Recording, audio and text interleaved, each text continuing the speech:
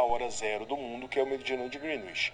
Se você pegar Buenos Aires está 4 horas atrasada. Atrasada do quê? Com relação a esse meridiano. Então, é uma medida que, particularmente, a gente nem lembra hoje em dia. É algo que está tão posto, tão dado, que a gente fala, fuso horário, estamos atrasados, estamos adiantados. A gente usa essas padronizações, Oriente e Ocidente. Mas essa padronização vem desse Império Britânico tão forte, tão poderoso, que criou a latitude zero, a longitude zero e a hora zero. Então, isso é um fato histórico importante. Quando a gente pensa na história como as características de continuidades e rupturas ao longo do tempo, a gente vê que esse predomínio britânico hoje em dia no mundo não existe mais. A Inglaterra não é a grande potência do mundo. Mas várias questões colocadas pelos ingleses estão até hoje presentes nos nossos dias. No caso, a definição da hora zero, da latitude e longitude zero do mundo. Voltando ao quadro. Então, a política, a economia, a tecnologia, a normatização e temporalidade são aspectos que se combinam no processo de transformação do mundo moderno e do mundo contemporâneo. E agora nós vamos para a nossa primeira questão, para o nosso primeiro momento de interação. A questão que eu quero que você reflita é a seguinte: você conhece algum exemplo de costume ou objeto que se relaciona com essas transformações? Pense um pouquinho, reflita, eu volto em alguns instantes com a resposta.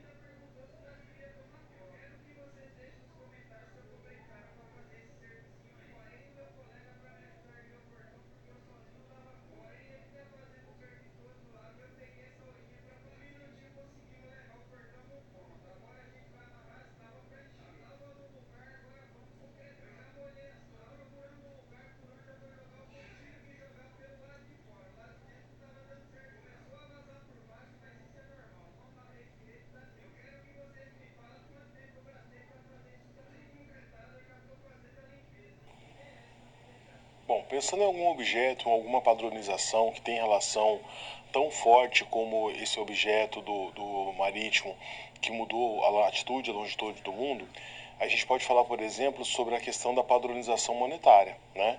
Existia, antes da proeminência dos Estados Unidos como uma grande nação, o padrão ouro.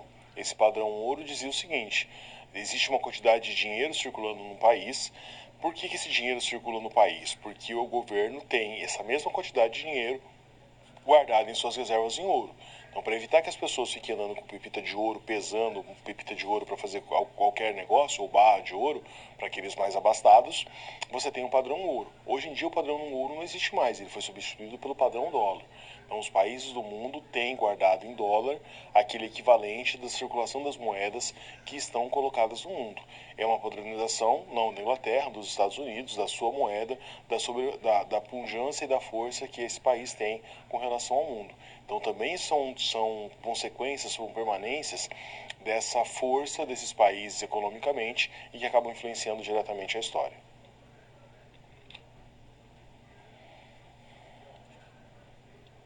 Karl Marx e a sua teoria política. Marx, sem dúvida nenhuma, é um dos grandes pensadores quando a gente fala sobre sociologia, sobre história, vários campos do conhecimento aí puxam o Marx para o seu lado. Qual que é a grande sacada do Marx e por que ele é tão conhecido, ele é tão falado até hoje? Talvez Marx, juntamente com Engels e com alguns pensadores, mas Marx é o mais proeminente, é aquele que faz uma crítica mais assertiva contra a sociedade que surgiu pós-revolução industrial, que é a sociedade capitalista. Marx reconhece os grandes avanços que o capitalismo trouxe, principalmente quando a gente fala sobre a produção, sobre a padronização, avanço tecnológico, avanço científico.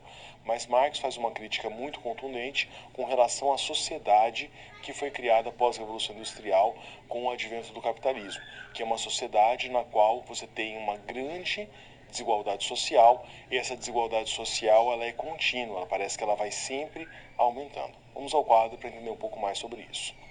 Então, Marx vai falar sobre o progresso e, logicamente, as condições de trabalho. A primeira grande sacada que o Marx vai ter nos seus estudos é a ideia da perda do controle do processo de produção. O que seria a perda do controle do processo de produção? Quando a gente fala em revolução industrial, fica muito claro o advento das máquinas. Ou seja, a máquina foi importante porque ela fez com que os produtos fossem fabricados com mais velocidade, com mais precisão, com mais qualidade, e isso revolucionou o mercado de consumo. Sim, mas segundo Marx, tão importante quanto as máquinas foi a perda do controle do processo de produção. O que isso significa? Imagine, por exemplo, uma costureira. Uma costureira sabia fazer, um alfaiate, toda uma roupa, desde o início ao fim, pensando num terno, por exemplo. Agora, quem tem esse controle, quem tem esse conhecimento, é o dono da empresa. A pessoa não tem o processo de produção nas suas mãos. Pense, por exemplo, vamos pensar algo mais recente, uma fábrica de automóveis. Uma fábrica de automóveis tem lá centenas, talvez milhares de funcionários. Nenhum daqueles funcionários sabe fazer um carro sozinho. Ele sabe fazer naquela esteira rolante do carro, aquela imagem clássica lá do Ford T, sabe fazer uma parte. Ele mexe com um câmbio, ele mexe com uma parte específica do motor, ou ele mexe com o estofamento, ou com lataria, ou com os vidros, ou com a parte elétrica. Ele faz uma pequena parte. Mas o controle do domínio da produção está ali com o engenheiro, está com a pessoa relacionada à mecânica, no caso do motor, e assim por diante. Quando eu desfragmento o processo produtivo, eu crio a linha de montagem, cada um faz a sua coisa, eu estou tirando o conhecimento do trabalhador e colocando para ele ser facilmente substituído. Ele é uma peça que pode ser trocada a todo momento. Como ele é uma peça, é um serviço simples que pode ser substituído a todo momento, a remuneração dele é extremamente baixa. Então a grande sacada do Marx nesse sentido é perceber essa mudança com a perda do controle do processo de produção. Voltando ao quadro. Nós temos então os baixos salários, advindos dessa perda do controle do processo de produção, uma insegurança muito grande com relação ao mercado de trabalho, a ideia do desemprego, inclusive, que serve para regulamentar o mercado de trabalho. Numa sociedade capitalista sempre tem desemprego para você ter medo de perder o emprego e, consequentemente, trabalhar mais. E uma miséria muito grande, uma contradição muito grande. Ao mesmo tempo que se avança na quantidade, na qualidade de produtos, no consumismo, no enriquecimento de uma pequena classe social, boa parte da população em condições paupérrimas. E aqui nós temos algumas imagens que representam um pouco dessas produções. Então, primeiro, uma imagem comum nas fábricas têxteis lá do século XVIII na Inglaterra, crianças, jovens trabalhando a partir dos seus 8, 10 anos. Aqui nós temos trabalhadores também ligados à produção africanos principalmente, né, também sendo ali colocados. E essa imagem é bastante interessante também, que mostra o trabalho numa mina de carvão. Repare que é uma mulher que trabalha aqui praticamente totalmente agachada e puxando esse carrinho de ferramentas ali com a produção de uma maneira bastante complicada, bastante difícil. Então, mostrando as agruras desse mercado produtivo. Mulheres trabalhavam, crianças trabalhavam, homens trabalhavam. Havia uma diferenciação muito grande do salário, né? Uma mulher geralmente ganhava metade do salário de um homem, uma criança um quarto do homem ou metade da mulher. E crianças muitas vezes eram bem vistas no trabalho, porque ganhavam pouco, porque conseguiam com as suas mãos pequenas fazer limpeza das máquinas, enfim. É um contexto bastante complicado. É óbvio que a sociedade mudou. Hoje nós temos um capitalismo selvagem em alguns lados, mas a gente não tem, por exemplo, essa exploração de trabalho infantil. O mundo pensado pós-socialismo, né, pensando lá na União Soviética, na Revolução Comunista, não deu certo. Mas para que serve você estudar e pensar o socialismo hoje, pensar Karl Marx hoje? A crítica à sociedade capitalista permanece a mesma. Por mais que a gente tenha melhorado as condições de trabalho, por mais que nós tenhamos evoluído em algumas partes, em outras nós ainda estamos com problemas. A sociedade capitalista é uma sociedade que cria uma desigualdade social muito grande. Você tem muitas pessoas que vivem aí abaixo da linha da pobreza. Você tem uma exploração muito grande de muitos trabalhadores. Então, essas críticas, esse pensamento marxista ainda serve para criticar essa sociedade capitalista, que não é o mesmo capitalismo lá do século XVIII, é o capitalismo do século XXI, mas que ainda assim tende a esse processo de aumentar as desigualdades sociais. Voltando ao quadro, falando do Karl Marx, então, novamente, ele propõe a ideia da revolução, que teria condições materiais e condições políticas para serem feitas, e a classe e a sua consciência. A classe em si, ela existe materialmente, e a classe para si, ela compreende a sua função.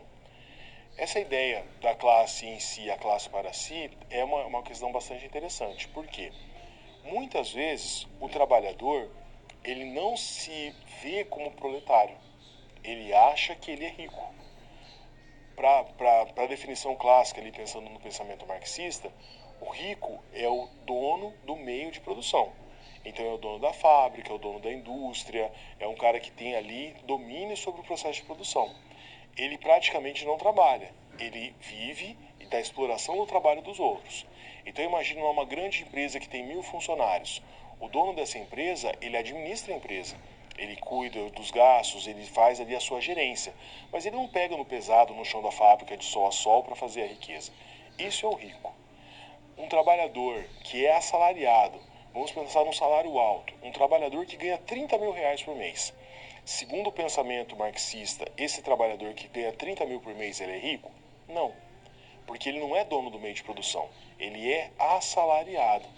Ele pode ganhar 30 mil por mês, mas se ele ficar desempregado e ficar um ano desempregado, a condição de vida dele vai lá embaixo.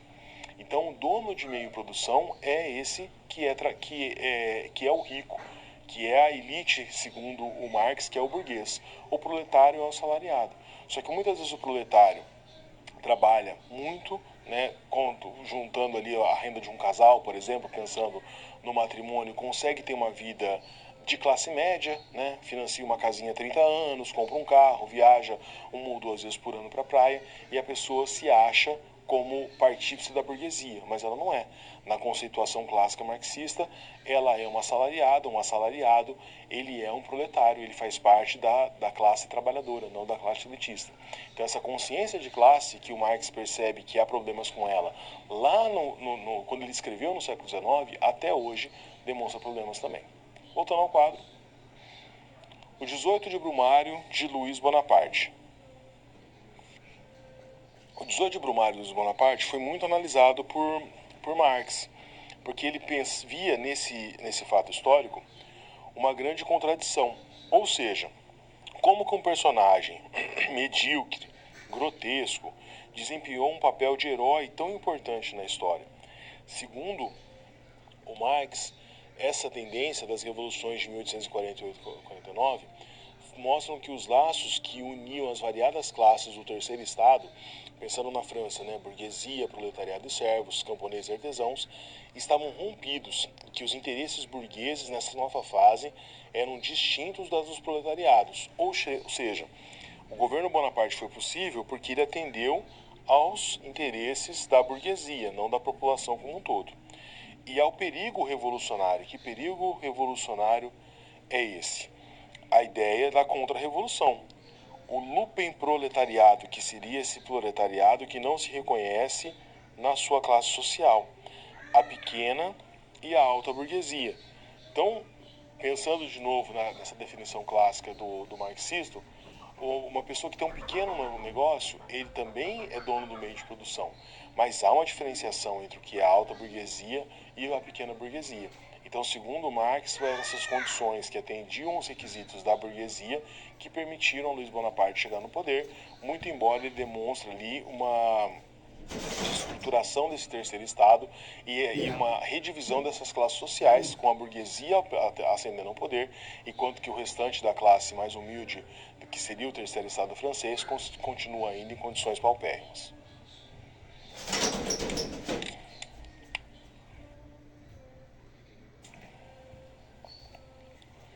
Max Weber e a sua teoria política. Então a gente falou do Marx, sobre a crítica que ele faz à sociedade capitalista, e agora a gente vai falar um pouquinho sobre a crítica do Weber. O Weber vai cair para um outro lado, ele não vai pensar somente a economia, ele vai pensar mais no aspecto social ligado à cultura e ligado à religiosidade. Vamos ao quadro. Então, Max Weber, também um dos grandes pensadores, um dos grandes gigantes aí quando a gente fala na sociologia do mundo, ele vai ter influência do Marx e do Nietzsche de uma maneira muito forte. No debate político dele vai ser muito intrincado a ideia de explicar e compreender.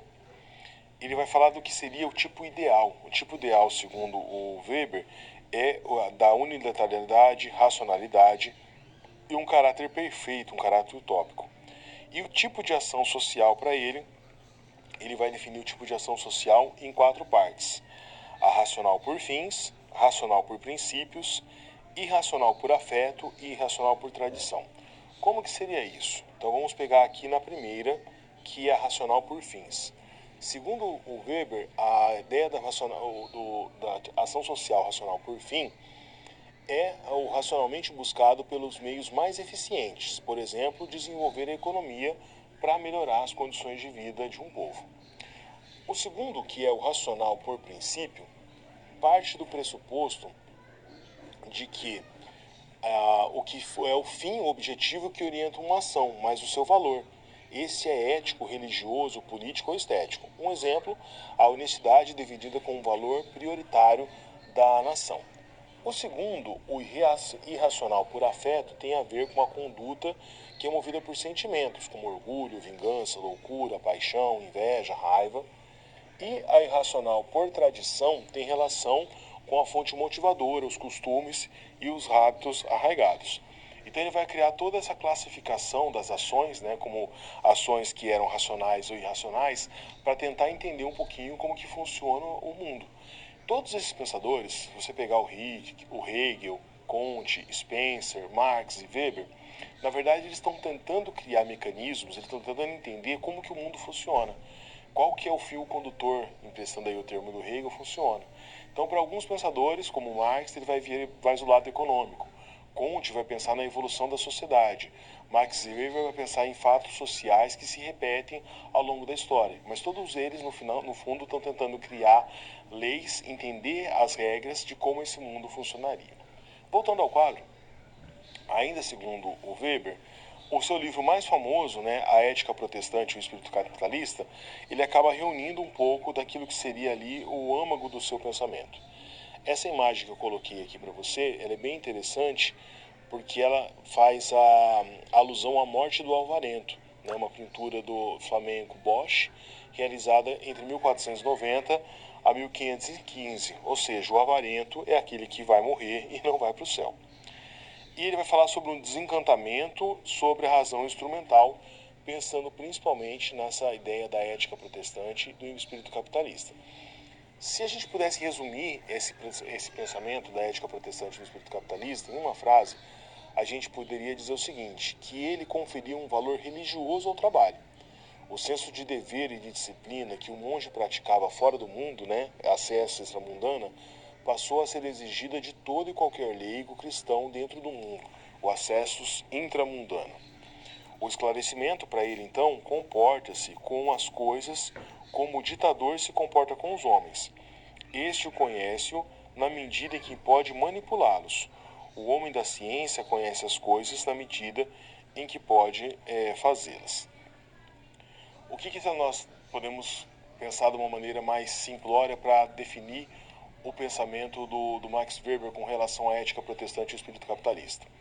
Nos seus estudos, o Weber vai perceber que as pessoas que tinham uma instrução um pouco maior ou que buscavam um estudo mais voltado ao lado científico, em sua maioria, tinham essa ideia desse pensamento protestante. E que as pessoas que eram católicas na sua região eram aquelas que tinham uma formação muitas vezes mais humilde, mais simplória, não tinha tanta valorização do dinheiro. Em resumo, ele vai perceber o seguinte, que o pensamento religioso protestante, ele vai incentivar e ele vai valorizar o trabalho. Aquelas frases que a gente escuta muitas vezes, o trabalho dignifica o homem, quem trabalha é bom que não coma, vai valorizar muito isso.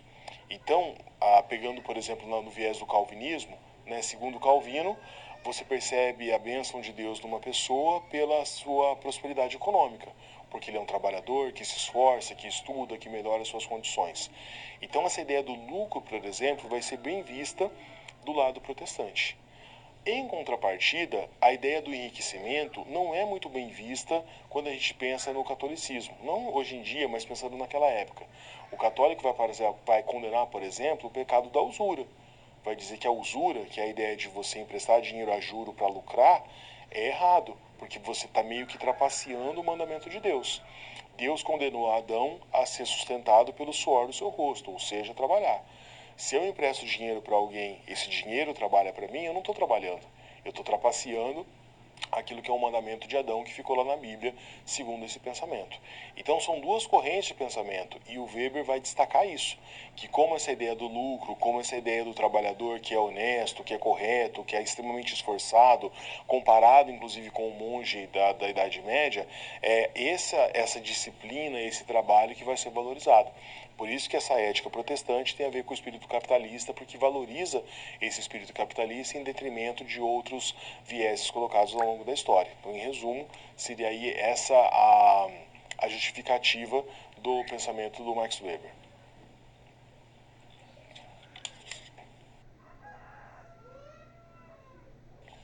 História política do século XVIII ao século XX.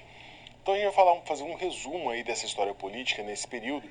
A gente falou bastante durante a aula sobre economia, então a gente vai pensar um pouquinho mais nesse viés político. Vamos ao quadro. Então, na primeira fase, que é até o início do século XX, então pensa aí no início do século XX, os anos de 1900, nós temos uma fase conhecida como a Glória, né? Por quê? É uma história política como uma crônica monárquica, ou seja, a formação do Estado-nação, a formação dos grandes países, os grandes reinos, uma história bem positivista, bem marcada pelos grandes usos da nação, os grandes heróis e assim por diante.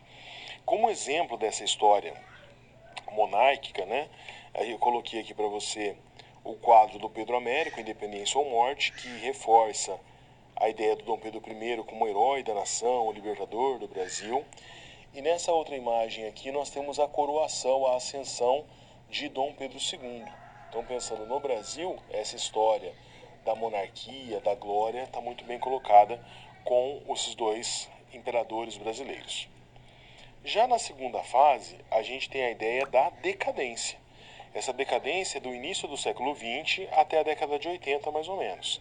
É a ideia que está desacreditada pelo foco nos eventos e nas individualidades. Então não é mais o grande vulto da nação, mas as individualidades que estão comandando esse processo.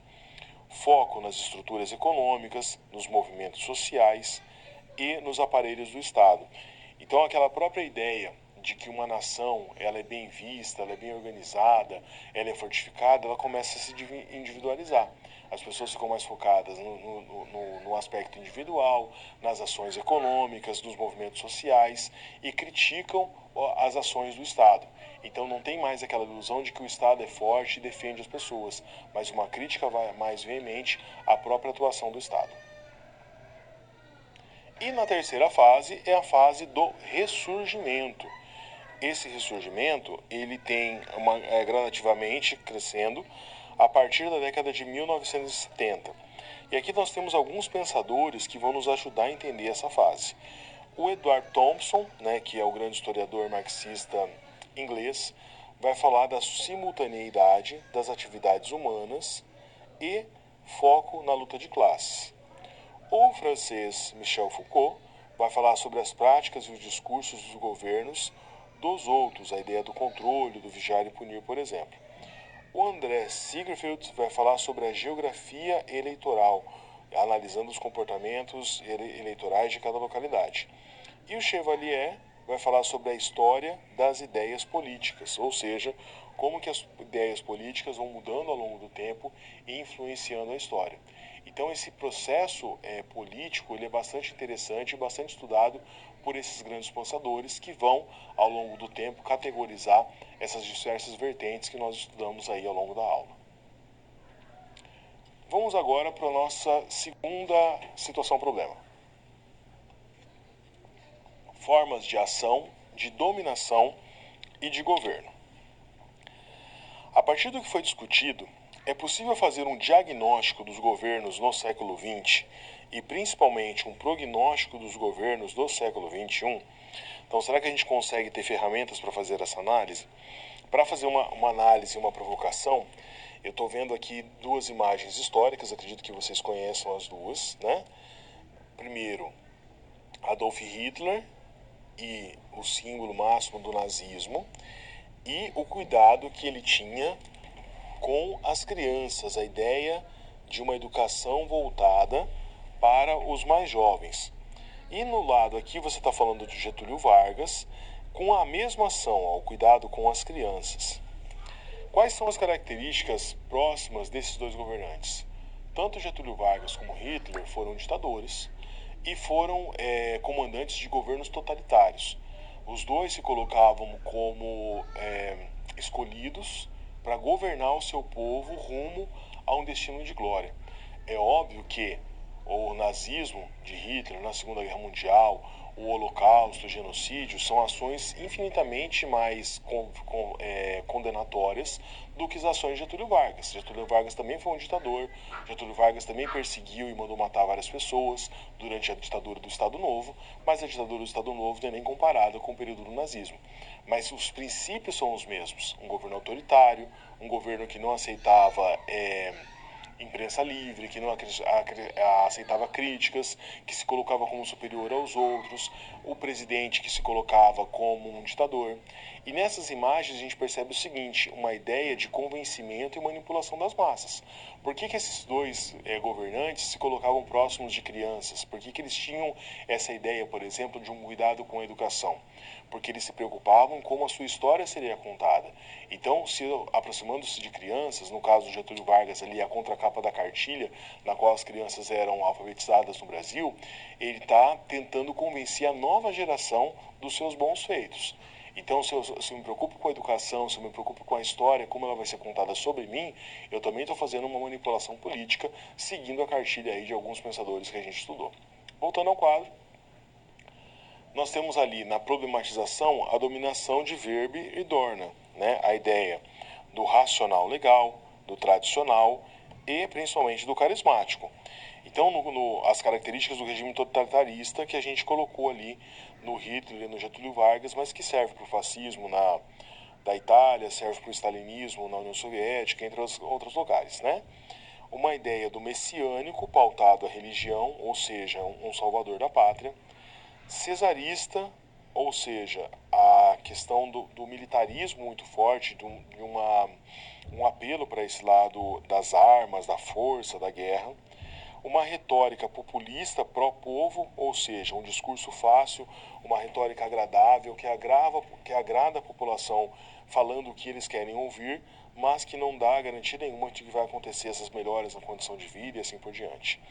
Uma ideia totalitarista, o extermínio das diferenças, ou seja, a pluralidade ela não é colocada como pauta, e do republicano, um projeto racional engajado. Então, são características dos regimes totalitários, nas quais tanto o nazismo da Alemanha como o Estado Novo getulista e outros governos se encaixam. Chama atenção para essa questão religiosa, para essa questão do militarismo e para essa questão do extermínio das diferenças, porque essas características aparecem até hoje em vários governos. Fique atento nos discursos que você vê, principalmente na época das eleições.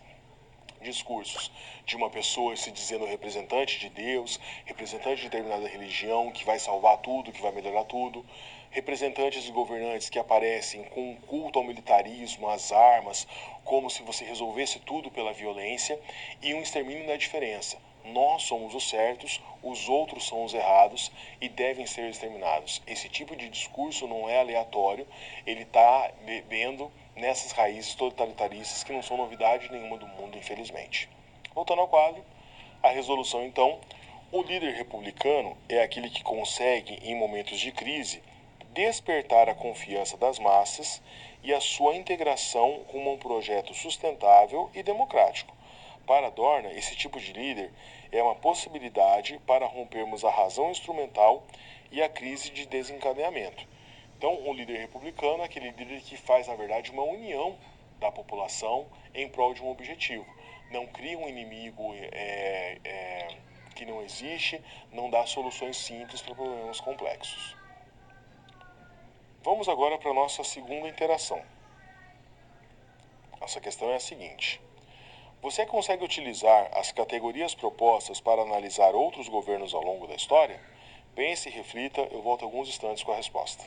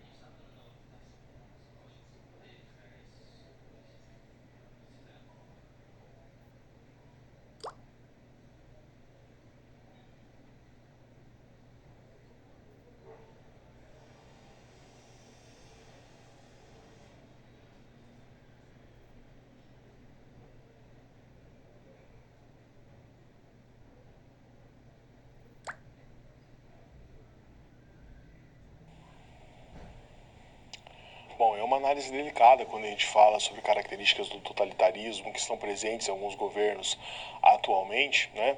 Mas para pegar um exemplo claro, a gente pode pensar, por exemplo, no governo Trump nos Estados Unidos, que acabou há alguns anos, né, depois que ele perdeu a eleição para o Joe Biden.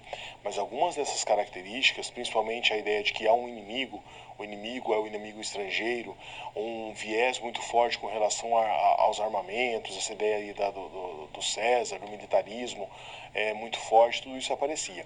Mas eu proponho mais essa ideia como uma reflexão a você. Pense na próxima eleição que você for participar, em quais são os candidatos, candidatas que têm essas características, porque daí você vai conseguir fazer um voto mais consciente, escapando aí dessas armadilhas históricas que estão aparecendo, né? Parece um requentar de histórias antigas, que as pessoas não têm consciência histórica, mas a gente pode mostrar que essa consciência histórica existe. Vamos para o nosso recapitulando então. A gente falou sobre vários tipos de política ao longo da nossa área, né? Nós falamos sobre a política reacionária, que tem uma ação disruptiva para uma utopia passada. Então a ideia de que a revolução é ruim, que o passado é bom. Por isso que é uma ação disruptiva, uma ação de retorno para uma utopia passada, para um passado que parece que é melhor, mas na verdade não era. Você tem a política conservadora, que seria uma ação espontânea, gradual. Ou seja, não quer uma mudança do status da sociedade, não quer mudanças rápidas, mas acredita que esse mundo aos pouquinhos vai melhorando. Você já tem a política revolucionária, que é uma ação disruptiva para uma utopia futura, ou seja, um futuro melhor, mas também uma ideia utópica de supervalorização, e uma política reformista, que é uma ação orientada e gradual. Talvez essa política reformista, né, a mais ponderada, porque é aquela que não pensa numa utopia futura e não caminha para ela, não pensa também numa utopia passada, mas pensa que aos poucos, paulatinamente, gradualmente, com aquele líder republicano, a gente consegue melhorar e fazer a sociedade evoluir cada vez mais. Eu encerro por aqui essa aula, espero ter contribuído e ajudado nas discussões do nosso tema, né? Nós falamos sobre bastantes autores hoje e faço votos para que você não fique preso só na aula. Vai atrás desses autores que eu citei hoje, que a gente citou ao longo das aulas, né? Leia, você tem tantos artigos, tantas coisas, materiais importantes disponíveis hoje na rede, para que você tenha a formação cada vez mais adequada. Bons estudos e até a próxima aula.